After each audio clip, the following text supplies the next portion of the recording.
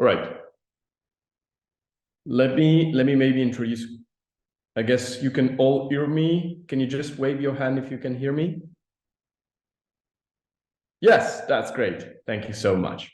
Okay, so very quickly, I'm Luca. I'm head of strategy innovation and partner of Carlo, Ratti, Associati. We are a design innovation firm, but our roots are in the MIT, Massachusetts Institute of Technology. What we do as a design firm, we basically implement the high-level research that Carlo does at the MIT at the Sensible City Lab. So it's really about how technologies can change the way we live. And our research partner is the MIT, and we are more like the operational and operative partner. Today, I'm telling you about a project, actually two projects. One of them is in Helsinki, Finland, and the other one might be in Singapore in the future. It's really a project that aims at decarbonizing the country cooling needs. I'll start with an introduction of what we did in Helsinki, and then I'll tell you why this solution can be important for Singapore as well. So all dates back to 2020, so 3 years ago. The world was completely different. And the city of Helsinki invested a lot of money in renewable energies. For an European, the idea of Nordic countries is really about, they're all fully committed to renewable energy. So it's really forward-looking, it's really sustainable. But the reality is that in 2020, 80% of Helsinki heating system was actually relying on carbon fossil fuels. So the whole district heating system, imagine that Helsinki is a city in which in the winter you can get to minus 20 degrees Celsius, so it's really freezing cold.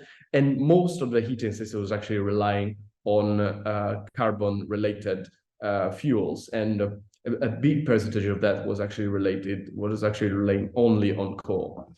So what the city of Helsinki tried to do, they tried to mimic a bit the idea of the American X price.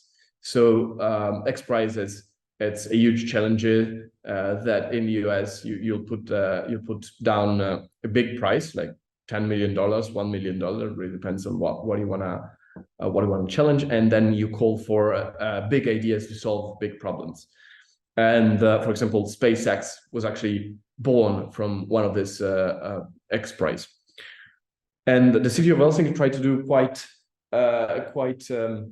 important thing there. They had EU funding, so funding coming from the European Union. They put down 1 million euros to everybody that was actually willing to give a great idea for decarbonizing this district heating system for the city. The challenge lasted for more than 1 year, so it was a huge effort. Also because if everything was on Zoom as we are today, and not in person because of COVID and the pandemics. A lot of people participated, a lot of different companies. There were 252 participants to give their best ideas to decarbonize the district heating system of the city. One of them was the Chinese Nuclear Agency, the other one was General Electric, and then British Petroleum, Shell, ENGIE, a lot of them just participated. And we put together a team to join this competition. The team is a fairly international one. It's composed by not just us as a design lead and coordinator of the team, but also by Rumble, which is an engineering firm that is also present in Singapore, with amazing people and amazing engineers that supported us throughout the journey. With Danfoss, which is one of the leading company when it gets to heat pumps, and definitely very expert about the demand management. Schneider Electric, big multinational company, They were our technology partner, especially concerning sustainability and energy efficiency. And then we had TransSolar, which is again an engineering firm that is mostly committed on sustainability. In this case, was focusing on how like climate-related solution. And then SBP, a great engineering partner for what it concerns the structural design. OP, which is a bank, a financial group from Finland that helped us to fill in the financial analysis, and then ultimately Squint Opera that produce a great video that communicates perfectly the idea of the project that we presented. So what I'm going to do now, I'm going to share with you the project. But before that, I just wanted to mention that actually, as I mentioned before, 252 entries to this competition, 4 shortlisted, and then they announced the winners, and we were among these winners of the competition in the end. So we presented a solution which we are now implementing with the city of Helsinki and the Helsinki Energy Company. I'll show you a video which is like 1.5 minutes, and then we deep dive into the technicalities of this solution.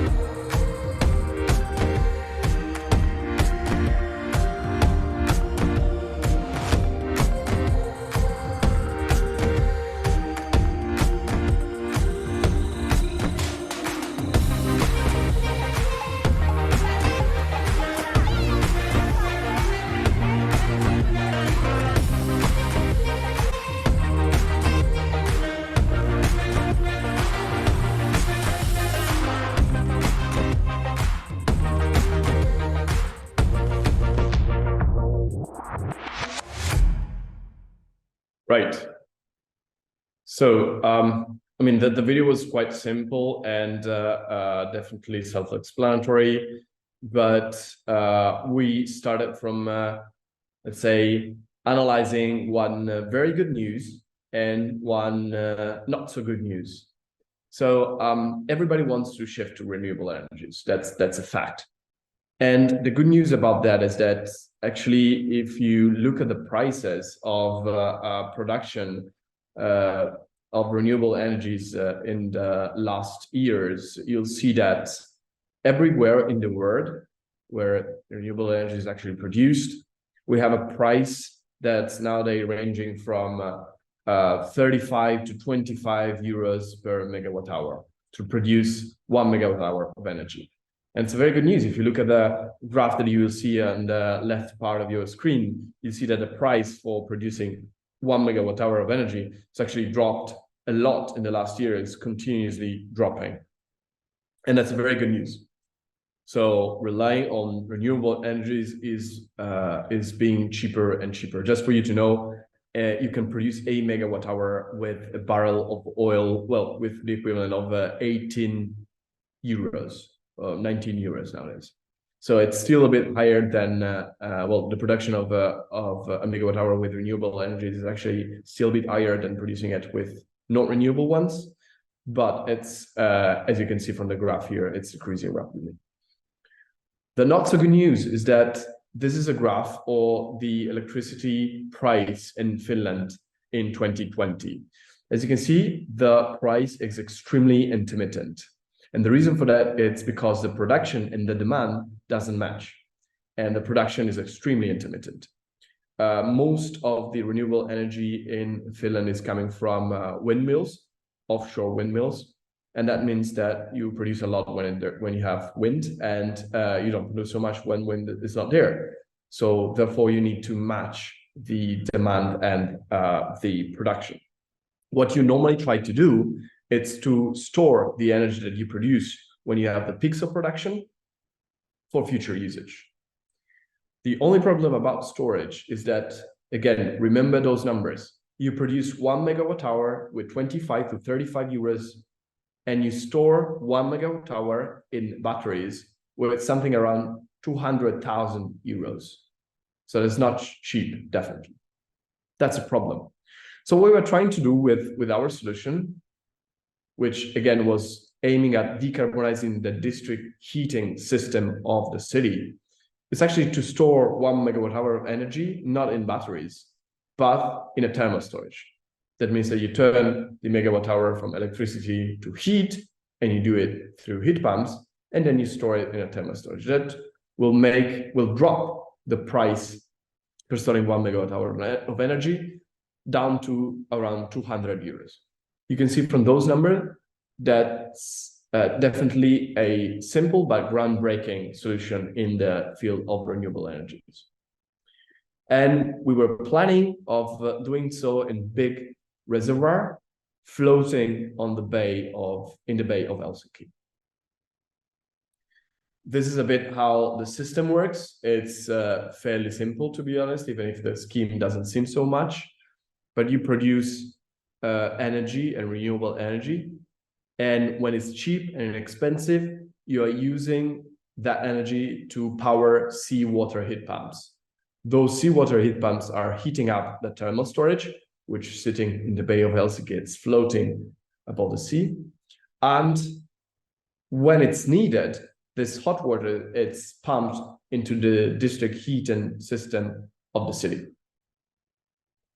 Then you'll see on the bottom right corner of the slide some examples of possible energy mix that will power the system, and of course that's linked to the policies of and the aims and expectation and objectives of the city of Helsinki in the near future. And with that, you have other than let's say hot water, so powering the heating system with almost zero carbon emissions, you have two more advantages. One is that this solution will help equalizing the power system of the city and ultimately of Finland. And the second one is that by using a floating element, you can actually reclaim some land from the sea and using it for other activities. We imagined a floating forest, so creating an actual destination where people can both feel and enjoy this new infrastructure. So that doesn't just sit there as an alien in the Bay of Helsinki, but it's actually used by the citizens. And that was particularly interesting for the municipality, and that was also one of the reasons we ultimately won. Now I'm getting to more technical slides, and then of course we'll have some time for Q&A. So maybe I'll not stop so much on this, but these are the different energy mixes that you can use to power the hotter. So it's definitely a flexible system that can function with a lot of different energy mixes, and that was important because you never know what happens to the energy mixes of a country, especially when you get a war like the Ukrainian war that starts, and then you have to change your policies and change your energy mix all of a sudden.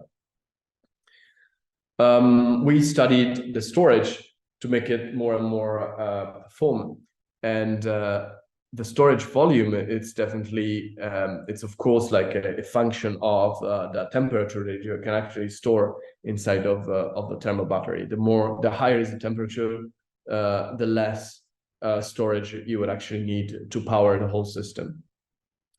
And we also tested one of the big problem, as you may imagine, is that you have a floating device which reach a temperature of 85 to 90 degrees Celsius inside, so very hot water inside.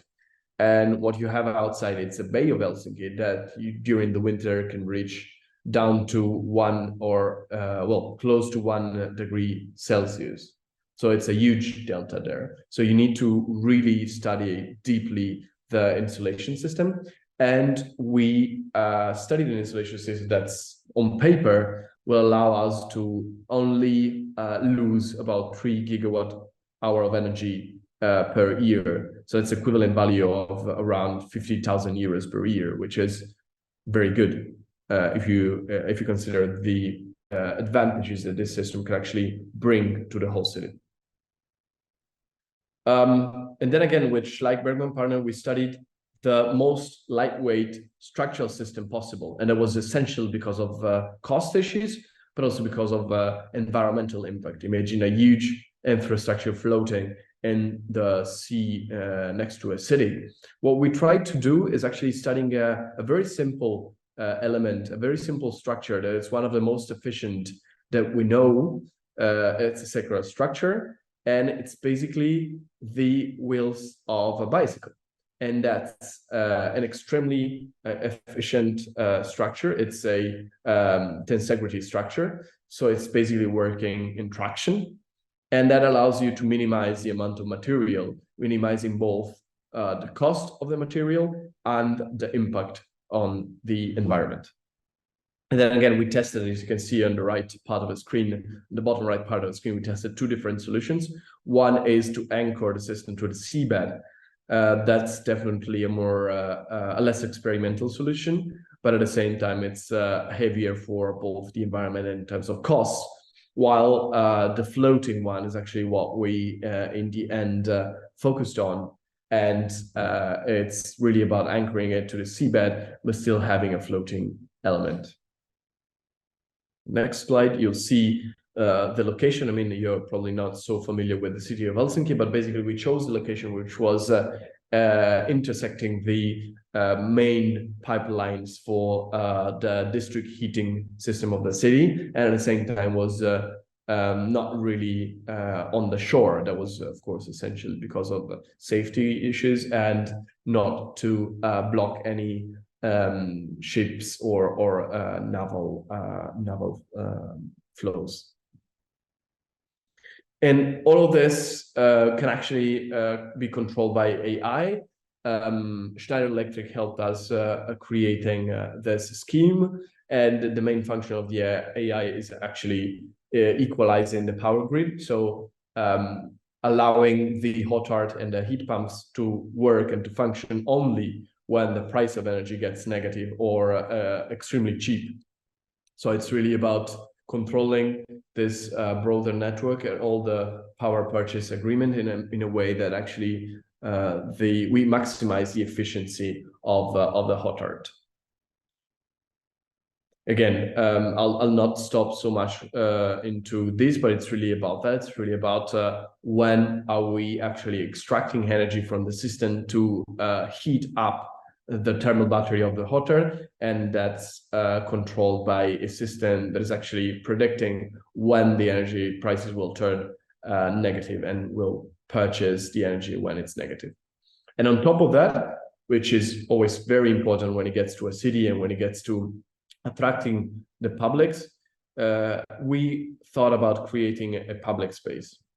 So now it might seem not really in line with the idea of creating an infrastructure, but at the same time, there are 2 main focus and main objectives in doing so. One, it's really to reclaim a part of land from the sea and use it for public usage.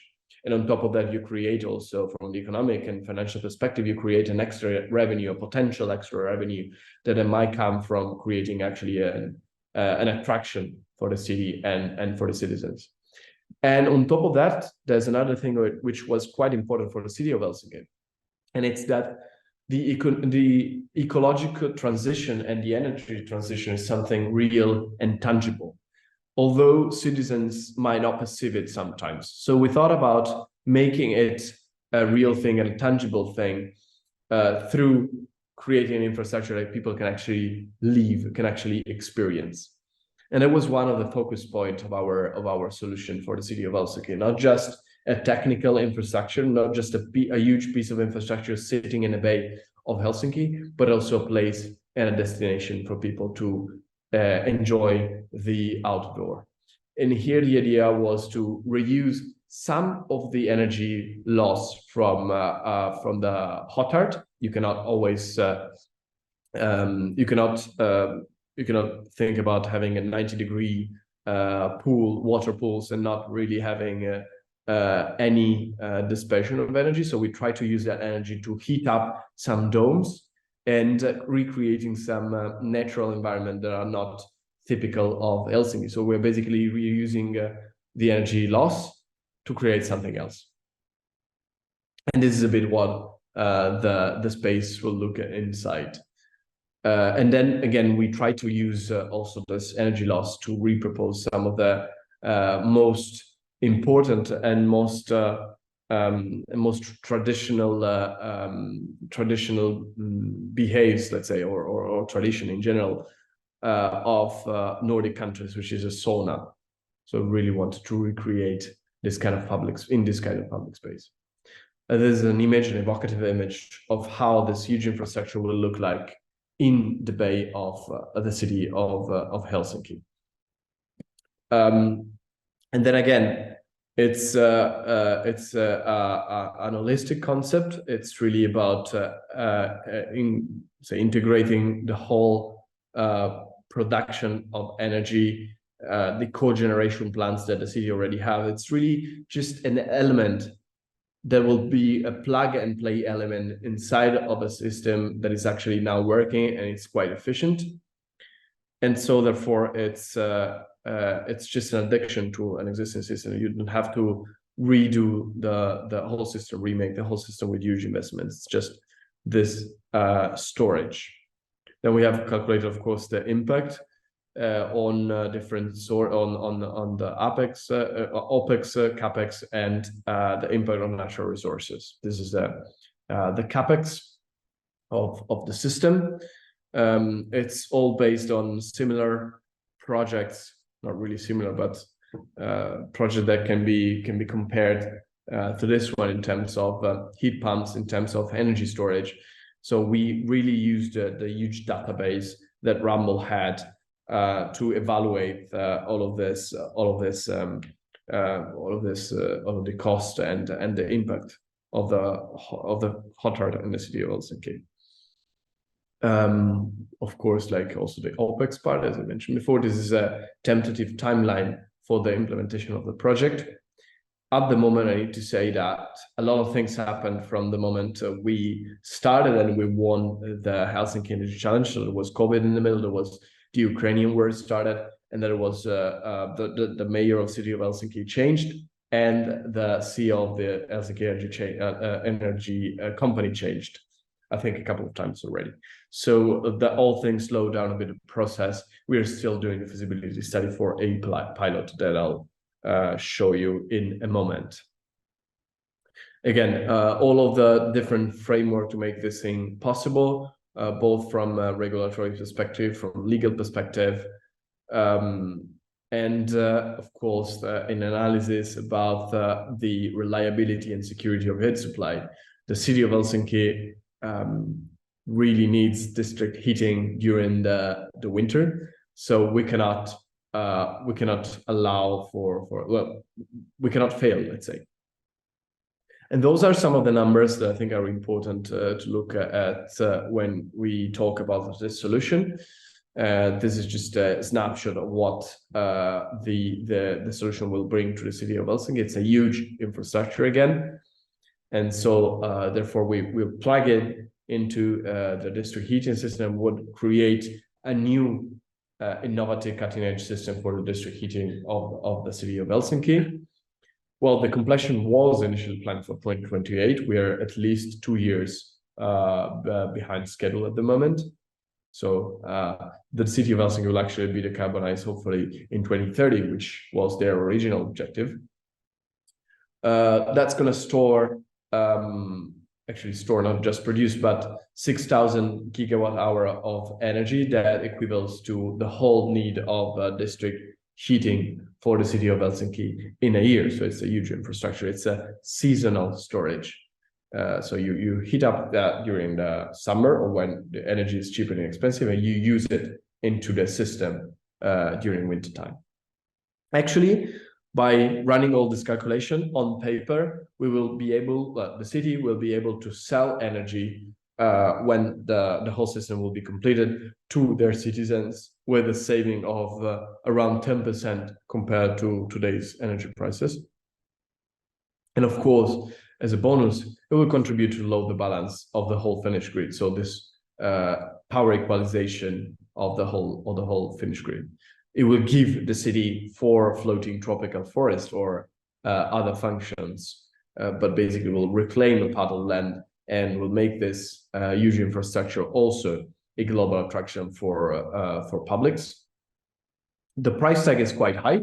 It's 940 million euros, but you can you think about a huge investment for the city and will supply the whole heating demand for district heating system of the city. So it's a huge infrastructure. And of course, it's a scalable infrastructure. And that's the reason why we're here today. We really want to scale this in other cities.